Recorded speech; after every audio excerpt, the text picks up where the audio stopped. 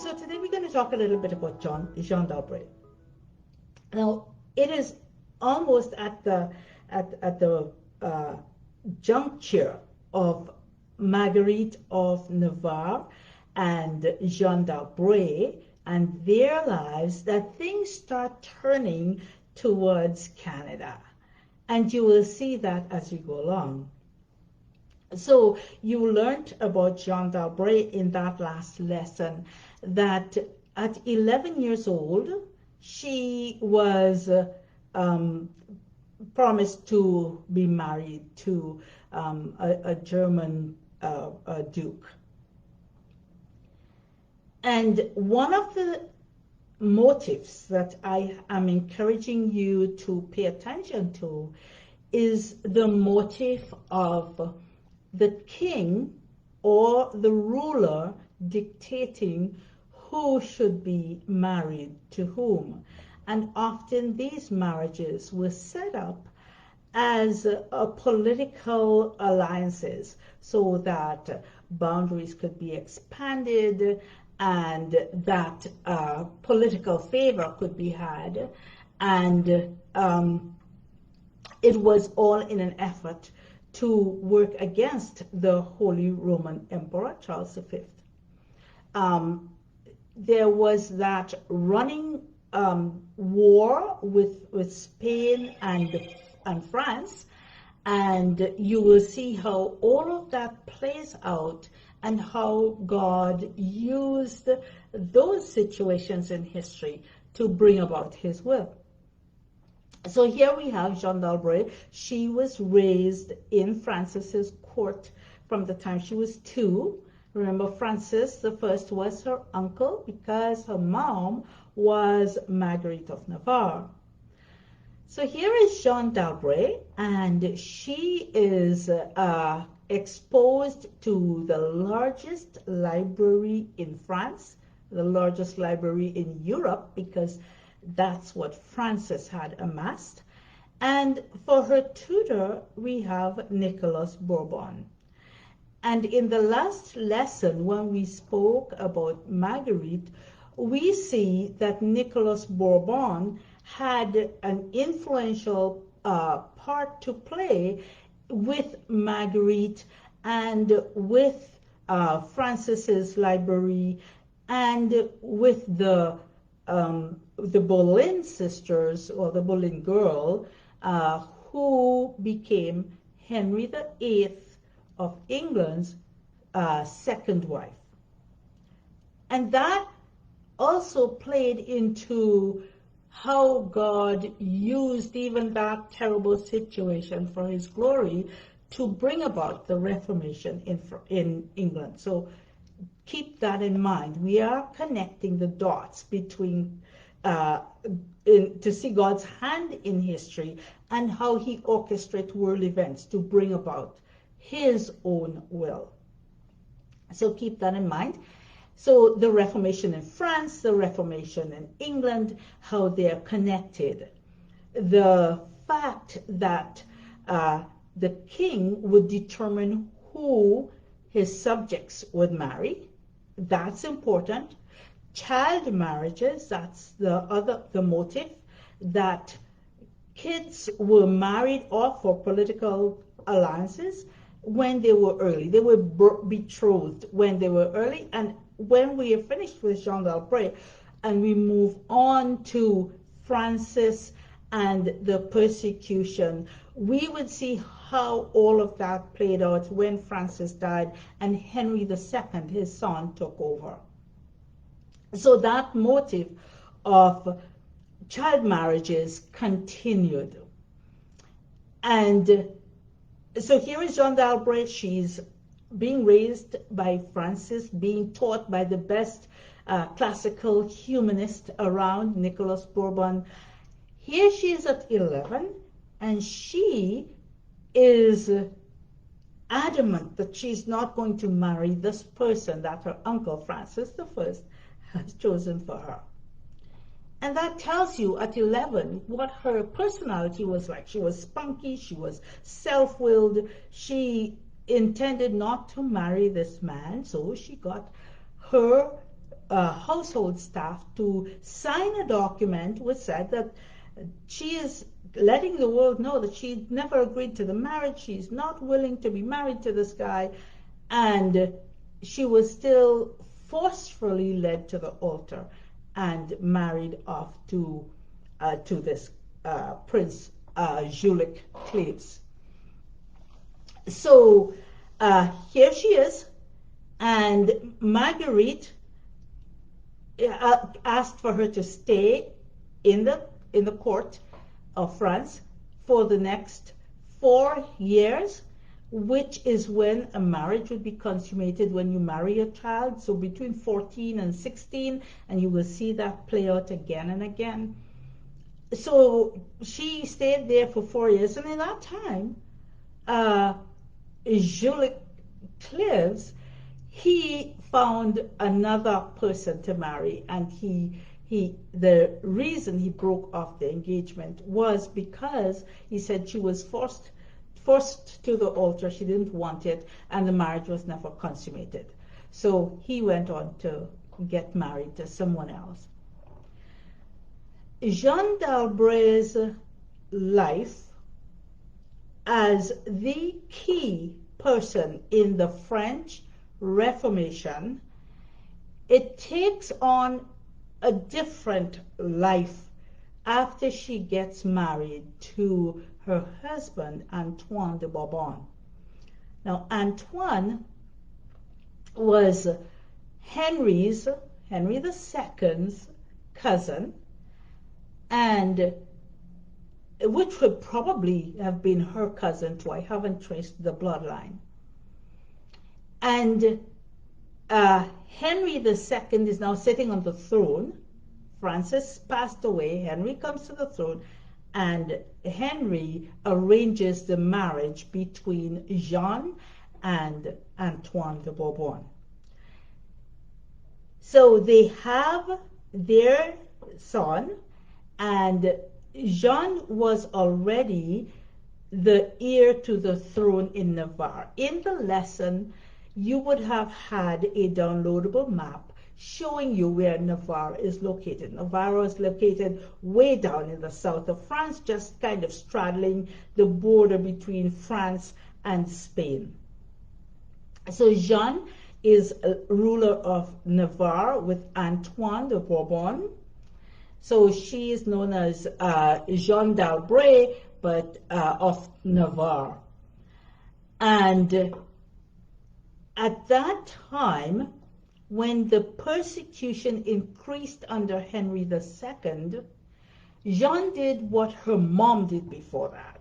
So she, Marguerite, embraced all the persecuted Protestants into her country of Navarre.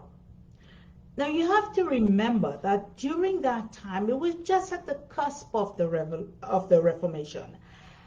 And what was happening is that even though many people wanted to learn about the scriptures themselves and believed in what did not believe anymore in how the Catholic Church was teaching, all the teachings of Catholicism with respect to the indulgences and all of those issues that came up, that they had moved so far from the truth, they weren't practicing scripture.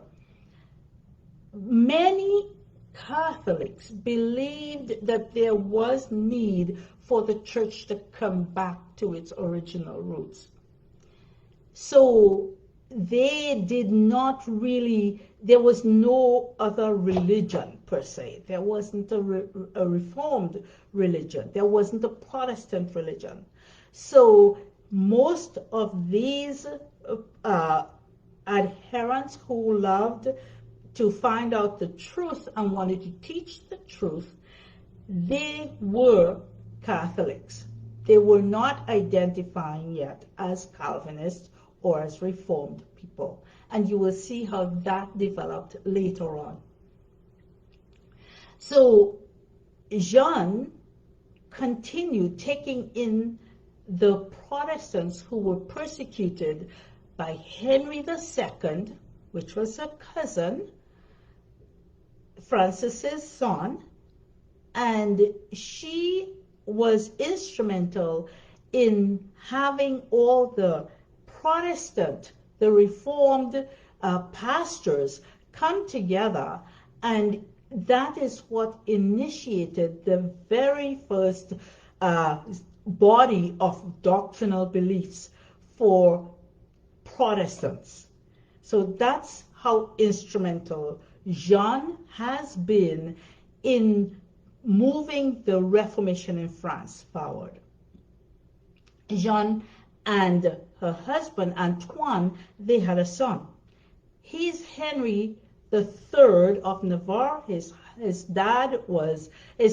grandfather, was Henry the Second of Navarre. So Henry the Third of Navarre becomes Jean's son. She had Henry the Third of Navarre. Henry the Third of Navarre is the key feature, the key person that you have to listen for with respect to establishing Canada. Henry the Third of Navarre eventually becomes Henry the Fourth of France, and after we look at Jean in the next lesson, we will move on to Henry the Third of Navarre, and you will hear that whole story unfold. So here is Jean. She takes in the persecuted Christians. She initiates the first synod of the Reformed faith, and she shelters even Calvin. Calvin passed through Navarre. A few years after Henry passes away, she tells the world that my country is a Calvinist country. Now, if you look carefully at where Navarre is situated, you will see that it's a tiny, tiny country that was eventually absorbed by France, but it was a tiny country against the rest of France. So I tend to look at Navarre as the little mouse that roared. And so Jean Dalbruy tells the world, my country is a Calvinist country. And you heard in the lesson how she kicked all the Catholics out, and she established the beginnings of the Reformed faith. Calvin was already in Geneva. Calvin eventually sent Theodore Beza, to be her chaplain. And you will hear how that unfolds, and it continues. Jean's actions continues to trigger the French wars of religion. That's where the French wars of religion started, with Jean Dalbruy putting a stake in the sand and saying, my country is a Christian country. So watch for that in the next lesson. Now, what I wanted to show you also, I want to draw to your attention that in this, and I hope you can see it, I'm not in my element here. In this family tree, you would see, let me see if it can look this way. You will see that this is where we are at right now. Antoine is married to Jean Dalbruy, and from Antoine comes Henry IV of France, which he was Henry III of Navarre. You would see that he was Henry III of Navarre at the time that Henry II, which is Francis's son, he was ruling France at the time when he arranged this marriage with Jean Dalbruy. Henry is their son. So this map is important, this family tree, I'm sorry, and pay attention to the map also. That is a downloadable feature for you. And the next, well, 2 lessons from now, we would extend this family tree so that you can see how it all comes together.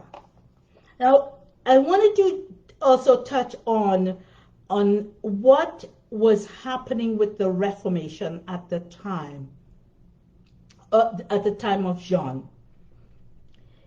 Jean got married to, she was Queen of Navarre from 1555 to 1572.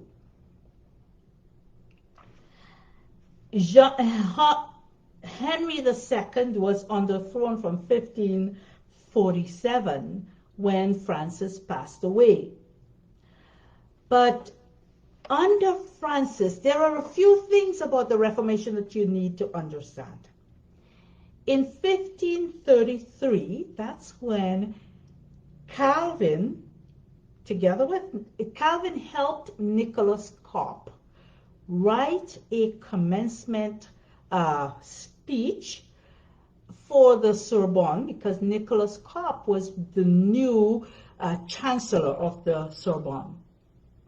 And you will hear this again in another lesson when we deal with Francis and persecution. So John Calvin was a student at the time, and he helped Nicholas Cop write that commencement speech, which indicated that the Catholic Church had moved so far away from its moorings, and the Catholic Church was compared to the Sermon on the Mount, Matthew 5. So that caused a stir in France. Nicholas Cop and Calvin had to run for their lives. They left France. And that's when Calvin passed through Navarre to get into Geneva. An interesting tidbit is that in 1534, 1 year later, someone printed a set of pamphlets against the Catholic Church and against the sacrament, the Eucharist. It came back into France and it was distributed widely. In those days, leaflets and pamphlets was the way that you would disseminate information. Unfortunately, some of the people who believed that the Catholic Church had lost its moorings, they were even close to Calvin, close to Francis I. And someone had the nerve to post one of these pamphlets on the king's bedroom door. Now imagine you're Francis and the change is coming and people are beginning to complain about the Catholic Church, and you wake up one morning to hear that all across Paris these leaflets had been handed out, and there's one on your bedroom door. I mean, you don't feel very safe, right? So that's what triggered the heavy persecution of the Protestants in France. In 1535, remember that Francis is a guy who loved theology, loved discourse, loved learning, wanted to have the free exchange of education. He got all these ancient manuscripts that he put into his library. And Francis wanted to understand, it seems, he wanted to understand what was happening with these so-called reformers, the Protestants. They were protesting, so they were Protestants. Excuse me. Francis invited Philip Melanchthon, who if you know your church history, you would know that he was a contemporary of Luther. So Francis invited Philip Melanchthon to come and talk to him about this whole new system of doctrine that was taking France by storm. Remember that 1534, the 1533, Calvin had to run for his life from France. 1534, there's the Placard Affair. 1535, Francis wants to have a discussion with Melanchthon, who went around giving these talks and explaining what the church was all about.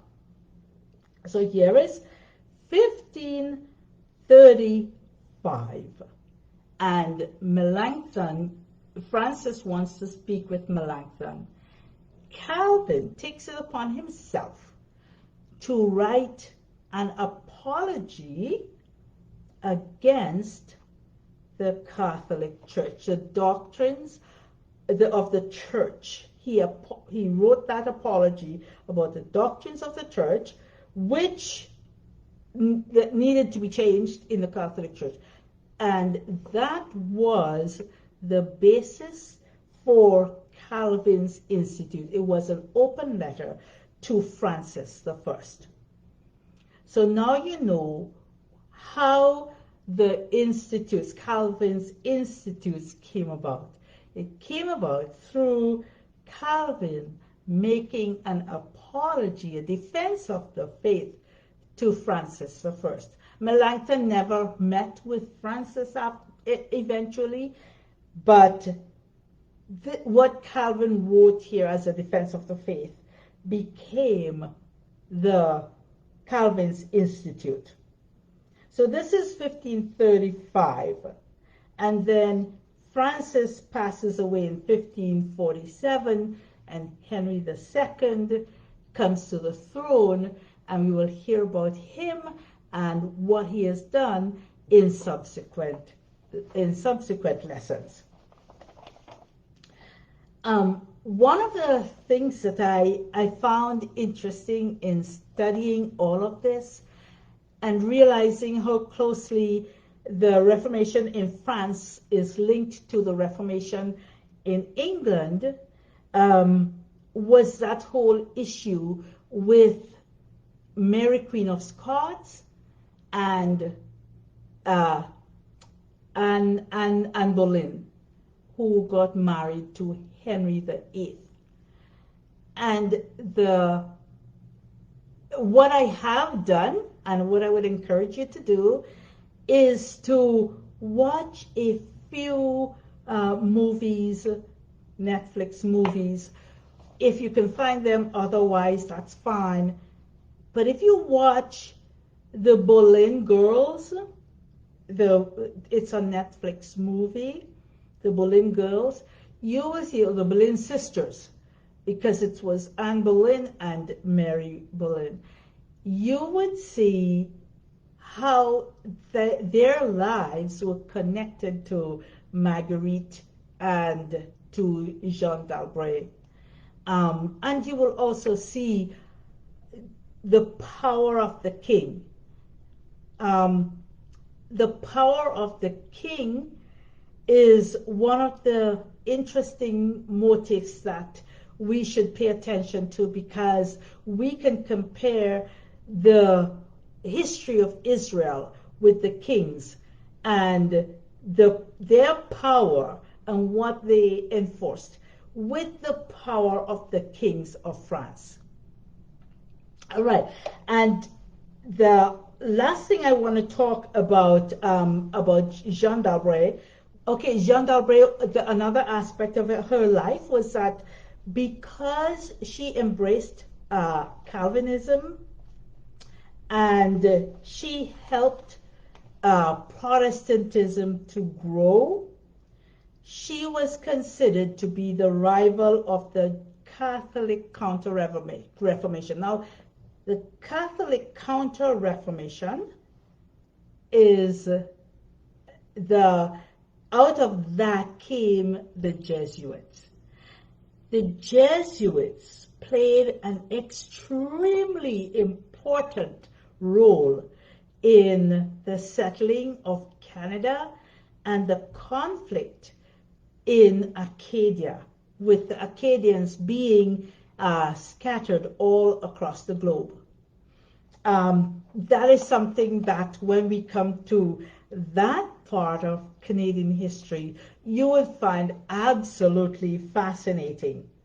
So because of Jean Dalbruy, she and her work with the Reformation, she was the rival to the Catholic counter-Reformation, which was the Jesuits. Now, when Henry passed away on his son Francis, who was married to Mary Queen of Scots, his son Francis came to the throne. He didn't last very long because he was sick, and we will hear about how that influenced what was happening in England also with the Reformation. So we will talk more about that in the subsequent lessons.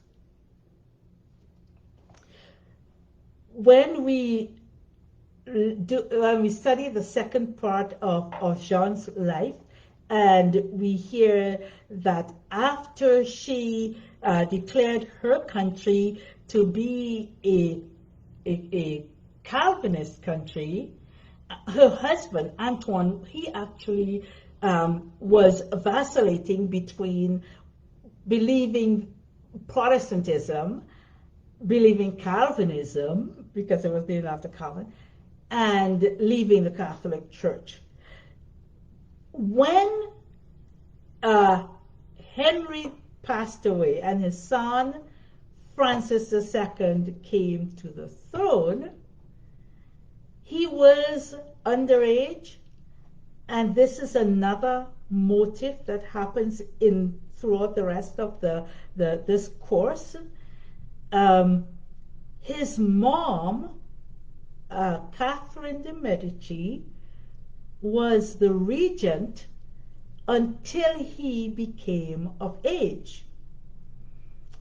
And it was with Catherine de Medici. Catherine de Medici happened to have been the granddaughter of one of the popes in Italy. And we will see how that plays out with Catherine de Medici being the regent for her sons, one after the other. And that is what triggered the French Wars of Religion. So when Henry passes away, Henry II, Francis's son, Catherine de Medici, his wife, is the regent for the son who is underage. And under Catherine de Medici, the French Wars of Religion exploded because Catherine thought she could divide and conquer, and because Antoine was still vacillating between Protestantism, the new Protestantism, and Catholicism, she appointed Antoine to a position of leadership in the rest of France. So that created a rift in the marriage between Jean and Antoine, and that again was part of the reason why the French Wars of Religion happened. To learn more about the Christian roots of Canada's history, visit our website at christianrootscanada.org.